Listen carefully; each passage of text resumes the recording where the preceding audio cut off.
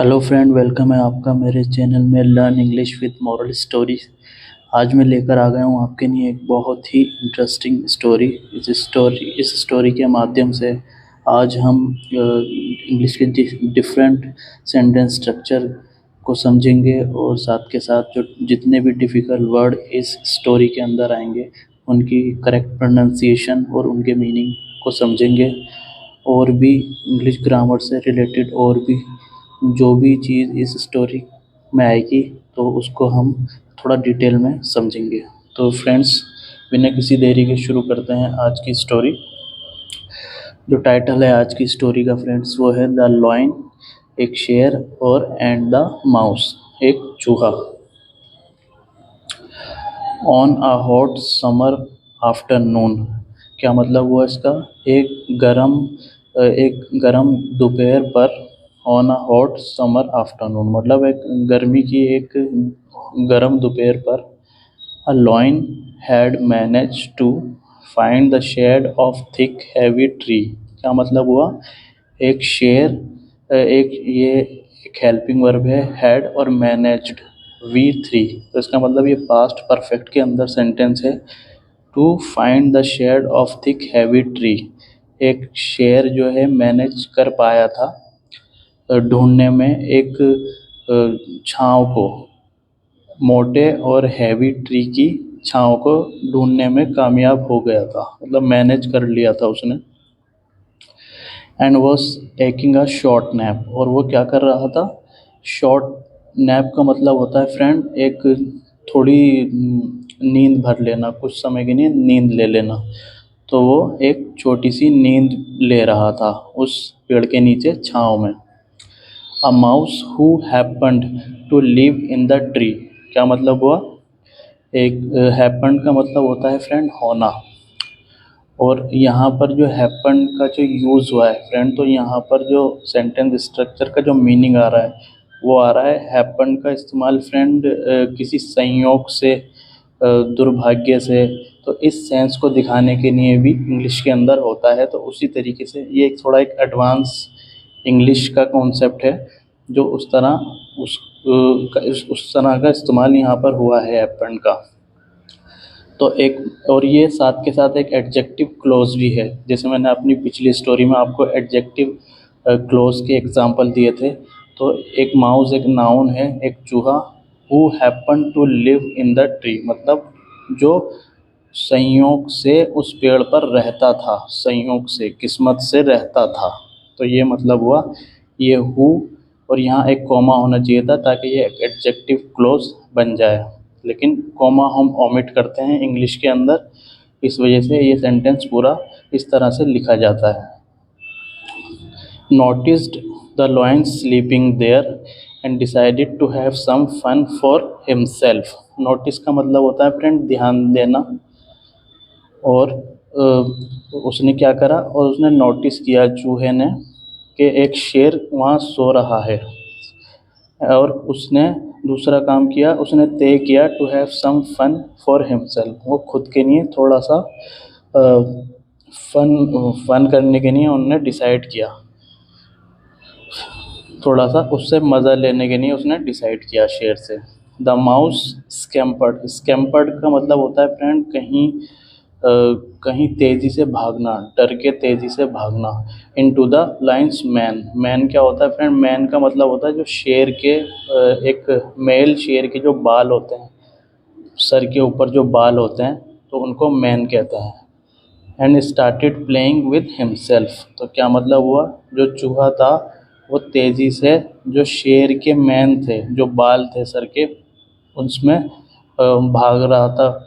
And started playing, और उसने शुरू कर दिया। स्टार्ट एक ऐसी वर्ब है फ्रेंड जो अपने बाद हमेशा जेरेंड लाती है, इसलिए यहाँ पर प्लेइंग का यूज़ हुआ है। और कहीं कहीं कोई एक्सेप्शन केस के अंदर स्टार्ट के बाद इन्फिनिटिव भी आती है, विद हिमसेल्फ। तो जो माउस था वो लाइन्स के बालों में घुस गया और उसने शुरू कर दिया खेलना वहाँ पर। वो नाच रहा था और भाग रहा था ऑल ओवर द लॉइंस की बॉडी पे, मतलब लॉइंस की बॉडी, शेर के शरीर पर। The lion was being disturbed by the mouse's tricks. क्या मतलब हुआ फ्रेंड्स, यहाँ पर जो डिस्टर्ब है मतलब परेशान करना, और ये सेंटेंस है passive past, past continuous passive का सेंटेंस है, क्योंकि वॉज के बाद बीइंग आ रहा है, वॉज बीइंग और V3, और ये एक ऑब्जेक्ट की तरह यहाँ यूज़ हो रहा है।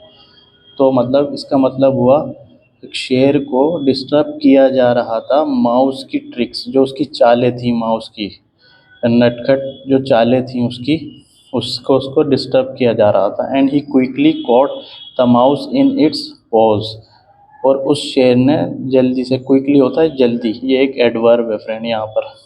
Caught the mouse in its pause, pause का मतलब होता है फ्रेंड जो शेर के पंजे होते हैं, तो उस शेर ने उसको अपने पंजे से पकड़ लिया। The little creature, creature cried out, creature का मतलब होता है कोई जानवर, कोई जीव जिसके अंदर जानदार जीव हो।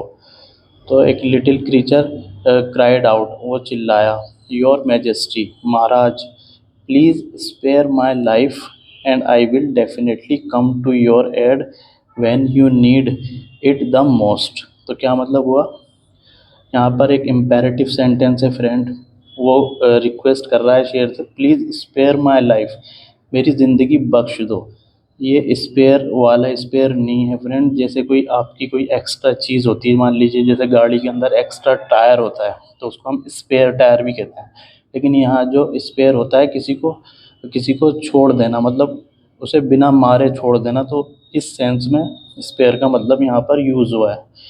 तो उसने उनसे गुहार की शेर से कि मेरी लाइफ को बख्श दीजिए, and I will definitely come to your aid, और यहाँ पर फ्रेंड्स विल डेफिनेटली कम मतलब फ्यूचर इंडिफिनाइट का अफर्मेटिव सेंटेंस है, जिसका सेंस निकलता है मैं आऊँगा।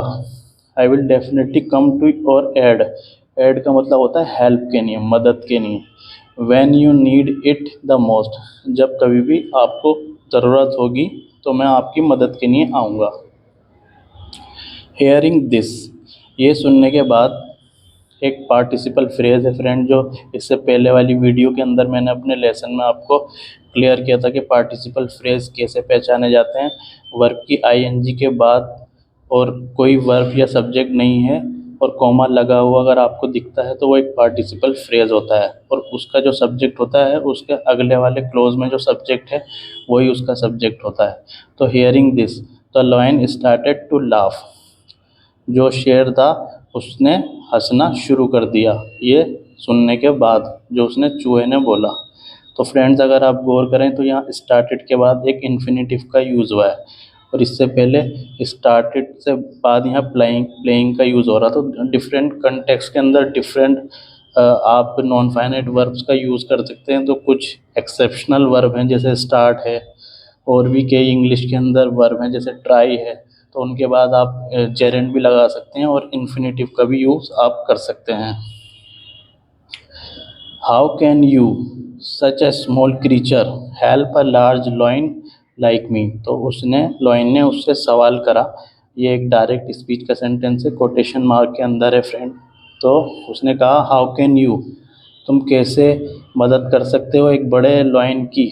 तो यहाँ फ्रेंड अगर आप देखें हाउ कैन यू, यू के बाद कॉमा लगा हुआ है और एक सच ए स्मॉल क्रीचर, तो यहाँ यू के बारे में एक फ्रेज ने एक हमें एक्स्ट्रा इन्फॉर्मेशन दी है, ये भी एक एडजेक्टिव क्लोज है फ्रेंड, कि हाउ कैन यू, एक छोटा सा जानवर, तुम कैसे मेरी मदद कर सकते हो एक शेर की, मेरे जैसे शेर की तुम कैसे मदद कर सकते हो। तो उसने ये बोला, उसको ये सवाल किया। However, the lion was pleased with the mouse's courage, तो लेकिन फिर भी, ये एक कंजक्शन है फ्रेंड जिसका मतलब होता है लेकिन फिर भी, तब भी और इसके बावजूद भी। तो मतलब वो इस तरह से कर रहा था लेकिन उसके बावजूद भी जो लाइन था वो प्रसन्न हो गया उससे। विद द माउस की करेज, करेज होता है साहस, तो चूहे के साहस से वो काफ़ी खुश हो गया। And let him go, let him go मतलब उसने उसको जाने दिया।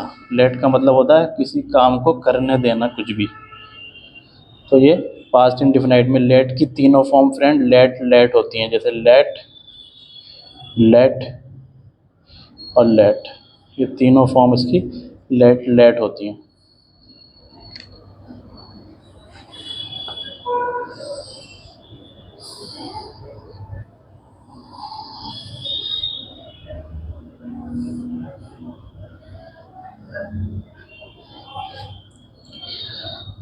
द वेरी नेक्स्ट डे, और ठीक अगले ही दिन, the lion got caught in a trap laid by some hunters.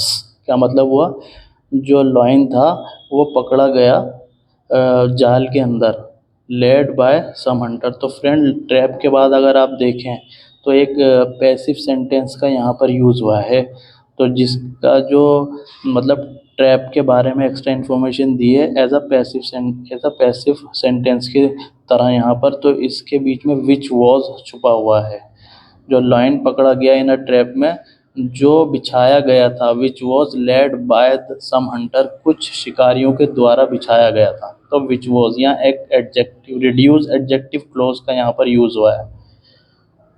As much as the lion tried, he could break free from the net cast on him। मतलब जितना भी वो कोशिश कर सकता था और उसने अपने आप को उस नेट उस पे जो नेट डाला हुआ था, कास्ट का मतलब होता है फ्रेंड किसी चीज़ को डालना किसी पे, जो उस पर नेट डला हुआ था वो उससे खुद को उसने आज़ाद कर पाया, वो काफ़ी ज़ोर ज़बरदस्ती करने के बाद।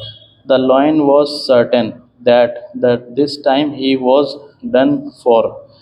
तो जो लॉयन था वो उसको स्पष्ट हो गया था, निश्चित हो गया था, वो समझ गया था कि ये मेरा टाइम हो गया है, कि मेरा काम तमाम अब हो जाएगा। मतलब उसको ये महसूस हो रहा था जब वो फंस गया था उस नेट के अंदर, तो ये वो सोच रहा था।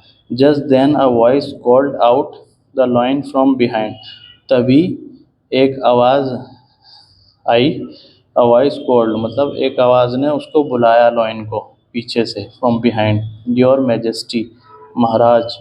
इट सीम्स, ऐसा लगता है या महसूस होता है या प्रतीत होता है, दैट परहैप्स शायद, a small mouse can indeed सच में, come of some help to a large lion like yourself. तो उन्होंने कहा है, ऐसा लगता है कि शायद एक छोटा चूहा सच में एक मदद लेकर आ सकता है एक बड़े लाइन की तुम्हारी तरह। एम आई राइट, क्या मैं ठीक हूँ? The lion looked towards the ground and saw the little mouse standing there. तो द लाइन लुक्ड का मतलब होता है देखना, देखा, और तरफ, इसका टूवर्ड्स का मतलब की ओर या तरफ। The lion looked towards the ground, ने ग्राउंड की तरफ देखा और उसको दिखा एक लिटिल माउस, और उसने देखा एक छोटा चूहा खड़ा हुआ है। ये एक पार्टिसिपल यहाँ यूज़ हुआ है फ्रेंड, ये स्टैंडिंग एक पार्टिसिपल है जो इस माओ के बारे में बता रहा है कि एक चूहा खड़ा हुआ था वहाँ, स्माइलिंग एट हिम, और वो क्या कर रहा था, उस पर हंस रहा था। हंस रहा था मतलब शेर पर हंस रहा था। तो यहाँ पर भी कुछ वर्ड्स ओमिट किए गए हैं, कुछ डब्ल्यू एच जो कंजक्शन और helping verb, which who was यहाँ पर ओमिट किया गया है। The lion now realised how wrong he was. जो शेर था अब उसको महसूस हो गया, उसने महसूस किया कि वो कितना गलत था। हाउ रॉन्ग ही वॉज, कभी भी फ्रेंड्स यहाँ पर आप इंटेरोगेटिव की तरह फॉर्मेशन कभी नहीं बनता इस सेंटेंस का, क्योंकि यहाँ पर की के सेंस में डब्ल्यू एच फैमिली इस्तेमाल हो रही है, इसलिए ये एक अफर्मेटिव की तरह ही सेंटेंस बनता है जो वॉज या हेल्पिंग वर्ब या लिंकिंग वर्ब में ख़त्म होता है जाकर। He asked for the mouses forgiveness, उसने उस माउस से माफ़ी मांगी। Who immediately cut through the net with his sharp teeth, और उस चूहे ने क्या किया, इमीडिएटली होता है जल्दी से, कट थ्रू द नेट मतलब नेट से वो काटता हुआ उस नेट को होता हुआ, with his sharp teeth, teeth मतलब होता पैने दांत, अपने पैने दांत से। टीथ की जो फुल फॉर्म होती है फ्रेंड, टीथ होती है, टूथ नहीं होगा, टूथ्स नहीं होता, टीथ होती है दांतों की फुल फॉर्म टीथ की। Ever since the lion and the mouse become good friends, तो उसके बाद एवर सिंस, उसके बाद, उस दिन के बाद जो शेर और माउस बन गए, बिकम गुड फ्रेंड्स, ये एक स्टेटिव वर्ब है जो बता रही है कि वो बाद में फ्रेंड्स बन गए। तो यहाँ चेंज इनके स्टेट में चेंज हुआ, उसको बिकेम से हमें ये पता चलता है कि किसी सब्जेक्ट की जो स्टेट के अंदर कुछ चेंज होता है। पहले वो दोस्त नहीं थे लेकिन उसके बाद वो बन गए, तो उनके स्टेट के अंदर बदलाव हुआ, गुड फ्रेंड्स बन गए। तो आज की स्टोरी का जो मोरल है फ्रेंड्स, तो size does not measure one's heart, मतलब जो किसी के साइज से उसके दिल के बारे में हम उसकी दिल को नहीं जान सकते, उसका दिल कितना अच्छा है या कितना बुरा है। तो ये थी फ्रेंड्स आज की स्टोरी। मैं उम्मीद करता हूँ आपको मेरी स्टोरी बहुत अच्छी लगी होगी। और आज के लिए बस इतना ही। मैं अगली स्टोरी जल्दी आपके सामने लेकर आऊँगा, तब तक के लिए गुड बाय।